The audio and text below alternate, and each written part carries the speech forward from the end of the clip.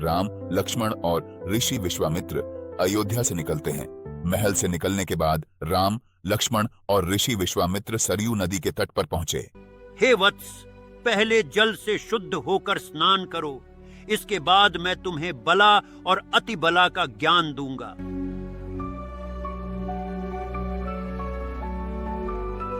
हे राम, ये दोनों विद्याएं तुम्हें हर प्रकार की कठिनाई से बचाएंगी और तुम्हारा तेज संपूर्ण लोक में फैल जाएगा। हे महर्षि, मैं आपका सेवक हूँ, मुझे इन विद्याओं का ज्ञान दीजिए।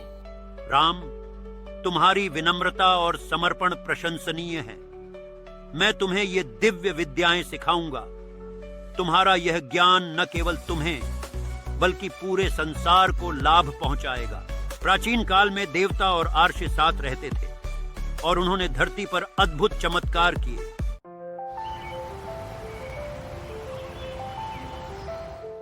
हे कौशल्यानंदन राम, भोर होने वाली है, उठो और अपने प्रातःकालीन कर्म करो। राम और लक्ष्मण सूर्य को जल अर्पित करते हैं। जलकणों पर चमकती किरणें मानो आशीर्वाद बन उतरती हैं। जल अर्पण के बाद राम और लक्ष्मण श्रद्धा से नतमस्तक होते हैं। उनके मुख पर शांति और भक्ति की छवि झलकती है। यह वह पवित्र स्थान है जहां गंगा और सरयू का संगम होता है। यहाँ के जल में अमृत का स्पर्श है। हे महर्षि, यह आश्रम किसका है? यहाँ कौन निवास करता है? हम इसके बारे में जानने के लिए उत्सुक हैं। हे राम, सुनो, यह स्थान पहले कामदेव का तपस्थल था। जब शिवजी अपनी नवविवाहिता के साथ यहाँ से गुजर रहे थे, तब कामदेव ने उनके मन को विचलित करने की कोशिश की और शिवजी ने क्रोध में अपनी तीसरी आंख खोलकर उसे भस्म कर दिया। तब से कामदेव को अनंग के नाम से जाना जाता है। हे महर्षि विश्वामित्र, आपका और इन राजकुमारों का हमारे आश्रम में स्वागत है।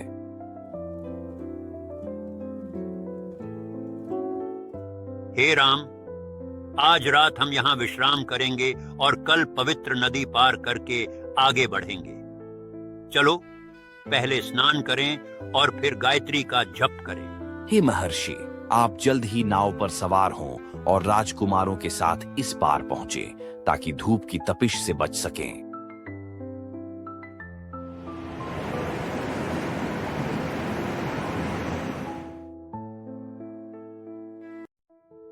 हे महर्षि, यह गूंजता हुआ स्वर किस कारण हो रहा है? हे राम, मैं तुम्हें इसकी कथा सुनाता हूँ। एक बार कैलाश पर्वत पर ब्रह्मा ने अपने मन की शक्ति से मानसरोवर की रचना की थी, जिससे सरयू नदी उत्पन्न हुई। यहाँ यह पवित्र गंगा से मिलती है और यही ध्वनि उत्पन्न होती है। इन दोनों नदियों को प्रणाम करो। भैया देखो, यह वन कितना घना और भयानक है। यहाँ की हवा भी कुछ अजीब सी लगती है और जंगली जानवरों की गर्जना डरावनी है।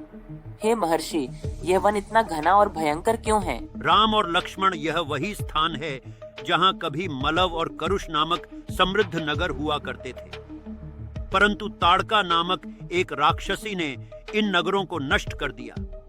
वह अत्यंत शक्तिशाली है और इस वन में निवास करती है।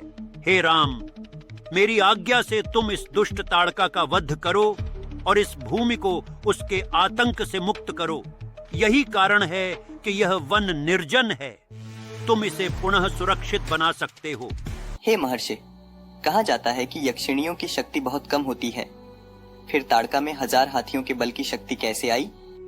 हे राम, मैं तुम्हें इस राक्षसी की कथा सुनाता हूँ। यक्षराज सुकेतु ने, जो धर्मप्रिय थे, ब्रह्मा जी की तपस्या की।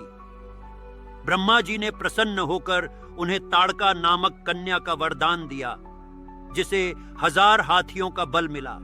पर ताड़का हमेशा ऐसी नहीं थी। ताड़का का विवाह सुंदर नामक राक्षस से हुआ और उन्हें मारीच नामक पुत्र की प्राप्ति हुई।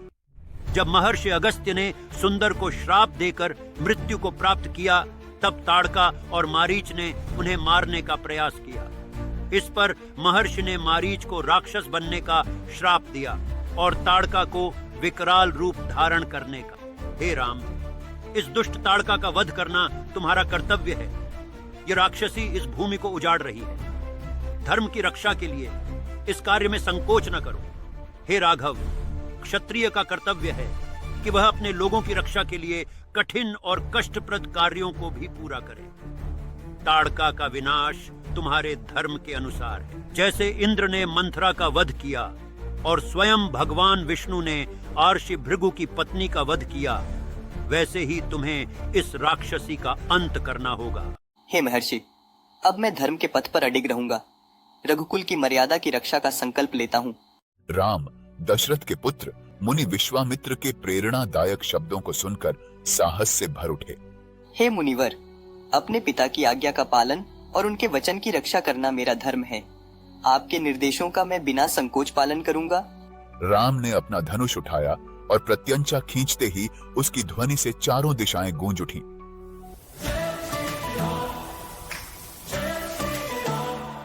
हे लक्ष्मण, देखो इस विकराल यक्षिणी को, जो अपने जादू से हमें हानि पहुंचाना चाहती है, इसलिए मैं उसे अक्षम कर दूंगा।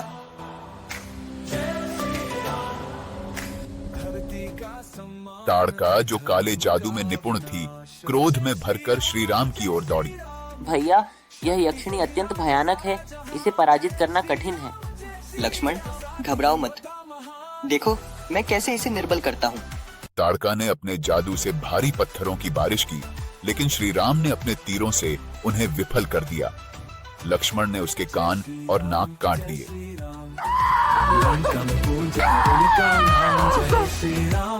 बस, अब इसे छोड़ना ठीक नहीं। शाम होते ही राक्षस और भी शक्तिशाली हो जाते हैं। इसका वध करो, राम।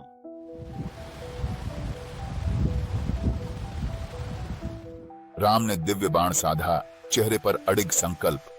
यह तीर अधर्म के अंत और धर्म की विजय का संदेश था।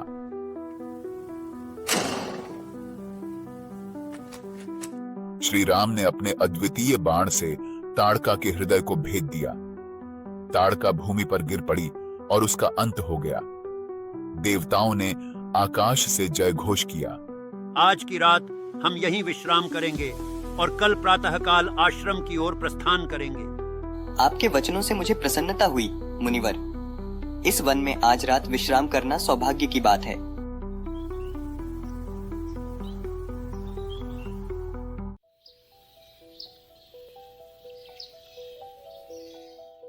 हे महाप्रतापी राजकुमार, मैं तुमसे पूर्णतया प्रसन्न हूं। अब मैं तुम्हें वे दिव्य अस्त्र शस्त्र प्रदान करूंगा जिनसे तुम सभी शत्रुओं को पराजित कर सकोगे, चाहे वे देवता हों, असुर हों या नाग।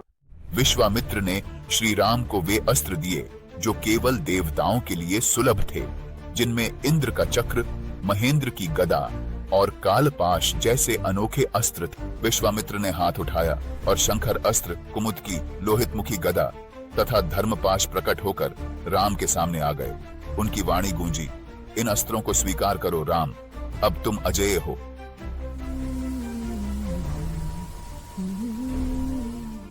हे अस्त्रों, जब भी मैं तुम्हें पुकारूंगा, तुम मेरी सहायता के लिए उपस्थित होगे। विश्वामित्र ने श्री राम को उन अस्त्रों के मंत्र प्रदान किए जिनसे उन्हें शक्ति और नियंत्रण मिलेगा। अब तुम इन अस्त्रों के सभी रहस्यों को जान चुके हो राम। देवताओं के लिए भी अज्ञात ये मंत्र तुम्हें अजेय बना देंगे। राम ने ऋषि विश्वामित्र को प्रणाम किया, आंखों में आत्मविश्वास लिए। दिव्य अस्त्रों और उनके प्रयोग की विधियों को जानने के बाद श्री राम ने मुनि विश्वामित्र से और ज्ञान प्राप्त करने की विनती की। हे मुनिवर, आपके आशीर्वाद से मुझे वे दिव्य अस्त्र प्राप्त हुए हैं जो देवता और असुर भी कठिनाई से प्राप्त कर सकते हैं। कृपया मुझे यह भी बताएं कि इन्हें छोड़ने के बाद कैसे वापस बुलाया जाए। हे राम, मैं तुम्हें सत्य विजय, सत्य कीर्ति, दंडनाभ और अन्य दिव्य अस्त्रों की विधियां बताता हूँ। ये अस्त्र तुम्हें अजेय बनाएंगे। श्री राम के सामने दिव्य अस्त्रों के देवता प्रकट हुए, जो अग्नि, धुएं और सूर्य चंद्रमा के समान चमक रहे थे। हे राजकुमार, हम आपकी सेवा में हाजिर हैं। हमें बताइए, आप हमारी सहायता कब चाहते हैं? जब भी आवश्यकता होगी मैं आपको स्मरण करूंगा। अब आप सभी लौट जाओ। यात्रा के दौरान श्री राम ने एक रमणीय वन देखा। हिरण चर रहे थे और पक्षी मधुर गीत गा रहे थे।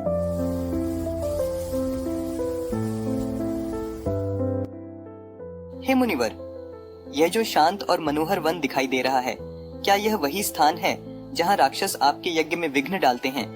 हे राम, यही वह स्थान है जहाँ मेरे यज्ञ को राक्षस बाधित करते हैं। तुम्हारे आगमन से अब उनका अंत सुनिश्चित है।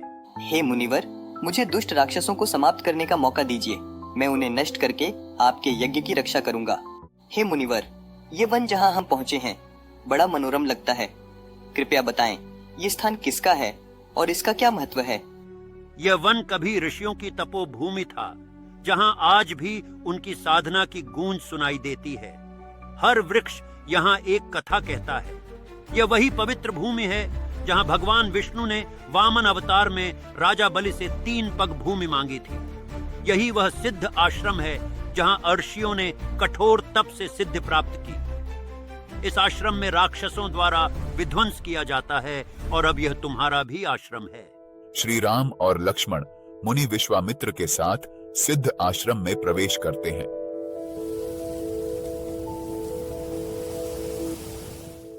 हे मुनिवर, आपका और इन महाप्रतापी राजकुमारों का हमारे आश्रम में स्वागत है। मुनि विश्वामित्र ने यज्ञ की तैयारी शुरू की।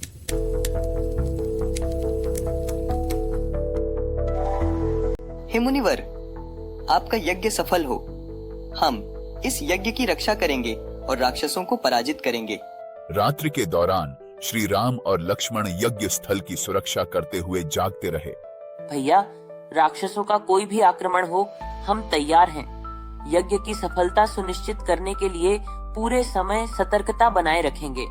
मुनि विश्वामित्र ने यज्ञ का शुभारंभ किया। यह यज्ञ अब सफल होना चाहिए। हम इसे किसी भी राक्षस से सुरक्षित रखेंगे।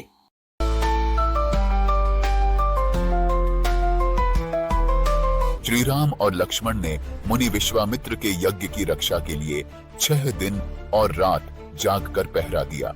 उन्होंने मुनि और यज्ञ की सुरक्षा का दृढ़ निश्चय कर लिया था। 6ठे दिन आकाश में अचानक हलचल मच गई। मारीच, सुवाहु और अन्य राक्षसों ने यज्ञ स्थल पर रक्त की वर्षा शुरू कर दी।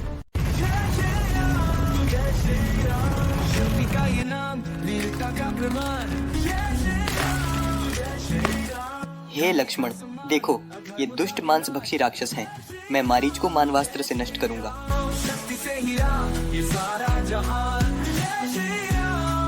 मारीच के हृदय पर प्रहार होते ही वह 100 मील दूर समुद्र में जा गिरा। हे लक्ष्मण, देखो, इस महान अस्त्र की शक्ति। मारीच को होश में आने का समय नहीं मिला। अब मैं अन्य राक्षसों को समाप्त करूंगा। जय श्री राम, शक्ति से सारा जहां। जय श्री राम, सत्य का साथी, योद्धा महान। श्री राम ने अग्नि अस्त्र से सुवाहु का वध किया और फिर वायु अस्त्र से अन्य राक्षसों को नष्ट कर दिया। अब इन राक्षसों का अंत हो चुका है। यज्ञ में बाधा डालने वाले सभी राक्षस मारे गए हैं।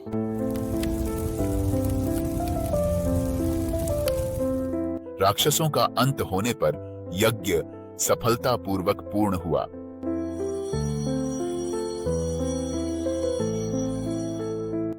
हे राम, तुमने मेरे आदेश का पूर्ण रूप से पालन किया। अब सिद्ध आश्रम वास्तव में अपने नाम के अनुरूप सिद्ध हो गया है। तुम्हारी विजय सुनिश्चित हो। श्री राम की विजय से आशी मुनि अत्यंत प्रसन्न हुए और उन्होंने राम की भूरी भूरी प्रशंसा की। सिद्ध आश्रम अब फिर से सुरक्षित और पवित्र हो गया था। मुनिवर, आपका यह यज्ञ अब पूर्ण हो गया है। मैं आपके आदेश का पालन करके धन्य हुआ हूँ।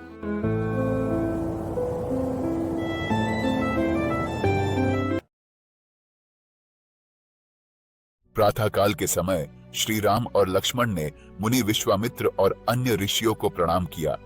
हे मुनिवर, हम आपके सेवक हैं। कृपया बताएं, अब हमें क्या कर्तव्य निभाना है? हे राम, राजा जनक एक महान यज्ञ कर रहे हैं। वहां एक अद्भुत धनुष है जिसे देखने हम चलेंगे। यह धनुष देवताओं द्वारा दिया गया था और इसे कोई मानव असुर या गंधर्व अब तक उठाने में सफल नहीं हो सका।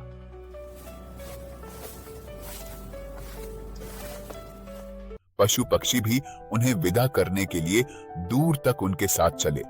हे वन देवता, अब हम राजा जनक के राज्य की ओर जा रहे हैं। इस वन में सुख और शांति बनी रहे। ऋषियों और राजकुमारों ने शोण नदी के किनारे विश्राम किया।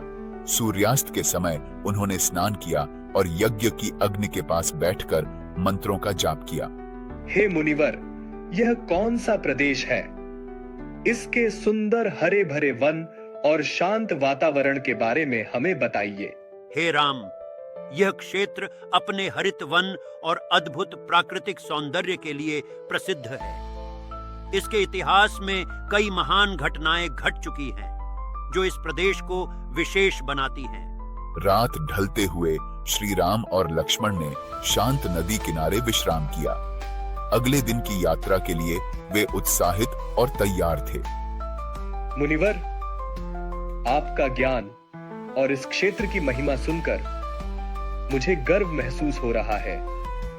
हम आगे बढ़ने के लिए तैयार हैं।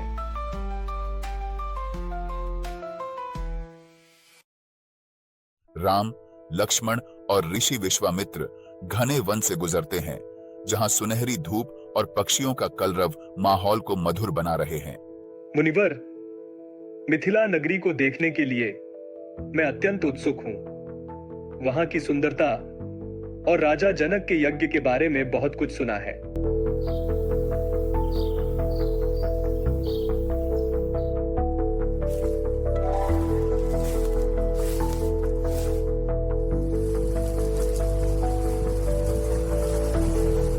मुनिवर, यह आश्रम कितना सुंदर है, फिर भी यहां कोई नहीं है। यह स्थान किसका है और यह निर्जन क्यों है? हे राम, यह आश्रम ऋषि गौतम और उनकी पत्नी अहिल्या का था। एक दिन जब ऋषि गौतम अपने किसी कार्य को पूरा करने के लिए बाहर गए, इंद्र ने गौतम का रूप धारण करके अहिल्या को धोखा दिया और उसके परिणाम स्वरूप ऋषि गौतम ने दोनों को श्राप दिया। अहिल्या ने इंद्र को पहचान लिया था, फिर भी उसने उसका साथ दिया। जब ऋषि गौतम लौटे तो उन्होंने इंद्र को श्राप दिया और अहिल्या को भी श्रापित किया कि वह वर्षों तक इस स्थान पर धूल के रूप में रहेगी, जब तक कि श्री राम दशरथ के पुत्र इस वन में नहीं आएंगे और उसे उसके पाप से मुक्त नहीं करेंगे।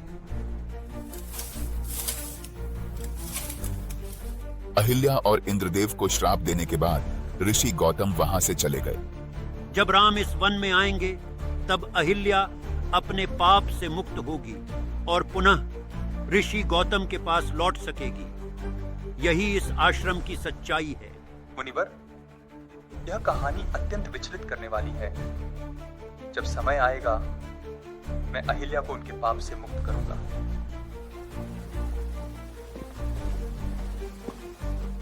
इंद्र अपनी वीर्यहीनता के कारण दुखी होकर अग्नि और अन्य देवताओं से सहायता की याचना करते हैं।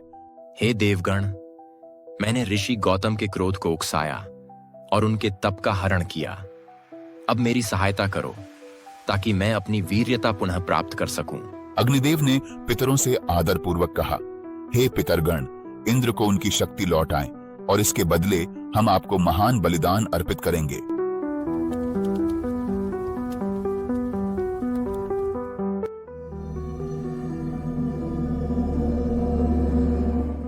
अग्निदेव ने पितरों के प्रति कृतज्ञता व्यक्त की और कहा, आपकी कृपा से इंद्र अब पुनः अपने कर्तव्य निभाने में सक्षम हो गए हैं।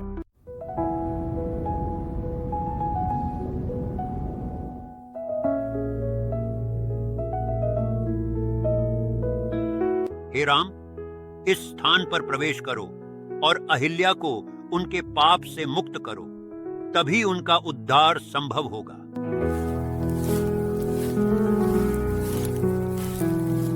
श्री राम के प्रवेश करते ही अहिल्या का श्राप समाप्त हो गया और वह अपने मूल रूप में प्रकट हुई। उनकी उपस्थिति धुंधले चांद या जल में सूर्य के प्रतिबिंब जैसी थी। राजकुमार राम, ऋषि गौतम के वचन मुझे स्मरण है। आपने मुझे पाप से मुक्त किया है और मैं आपके चरणों में नमन करती हूँ। अहिल्या ने श्री राम के चरणों में नमन किया और स्वर्ग से पुष्प वर्षा होने लगी। अहिल्या का उद्धार हो चुका है। ऋषि गौतम ने दिव्य दृष्टि से अहिल्या का उद्धार देखा और तुरंत आश्रम लौट आए। उन्होंने अहिल्या को उनके पूर्व रूप में देखकर प्रसन्नता से भर गए। अहिल्या, अब तुम्हारा श्राप समाप्त हो चुका है। राम के आशीर्वाद से तुम पुनः अपने पूर्व रूप में लौट आई हो। अहिल्या और ऋषि गौतम ने श्री राम को प्रणाम किया और पुनः अपने तपस्वी जीवन की ओर लौट गए। अब अहिल्या का उद्धार हो चुका है। मुनिवर, हम मिथिला की ओर प्रस्थान करें। श्री राम और लक्ष्मण ने मिथिला की ओर अपनी यात्रा जारी रखी। श्री राम, लक्ष्मण और मुनि विश्वामित्र राजा जनक के यज्ञ स्थल पर पहुंचे। वहां ब्राह्मणों की भीड़ वेदों में निपुण यज्ञ की तैयारियों में व्यस्त थी।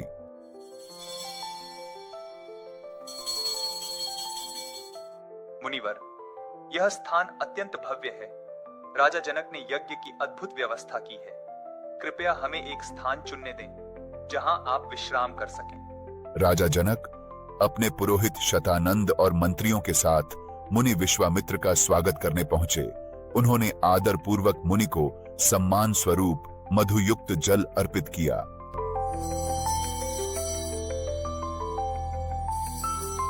हे मुनिवर, आपका इस यज्ञ में स्वागत है। कृपया अन्य ऋषियों के साथ आसन ग्रहण करें। राजा जनक, यज्ञ की सफलता की कामना करता हूँ। क्या यज्ञ निर्विघ्न रूप से चल रहा है? हे मुनिवर, देवताओं की कृपा से यज्ञ की सभी तैयारियां पूरी हो चुकी हैं। 12 दिनों में यज्ञ पूरा होगा, तब देवता यहाँ पधारेंगे। यह महान कार्य आपकी भक्ति का परिणाम है राजन।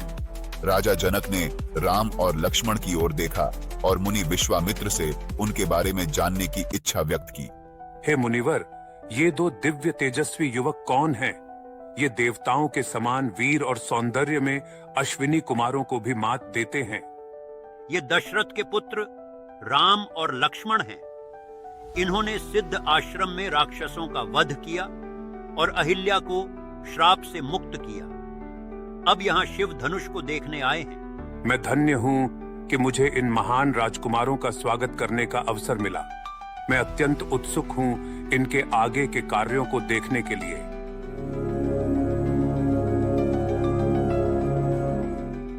अब हम इस महान शिव धनुष को देखने के लिए यहाँ उपस्थित हुए हैं, जो आपको देवताओं द्वारा प्रदान किया गया था।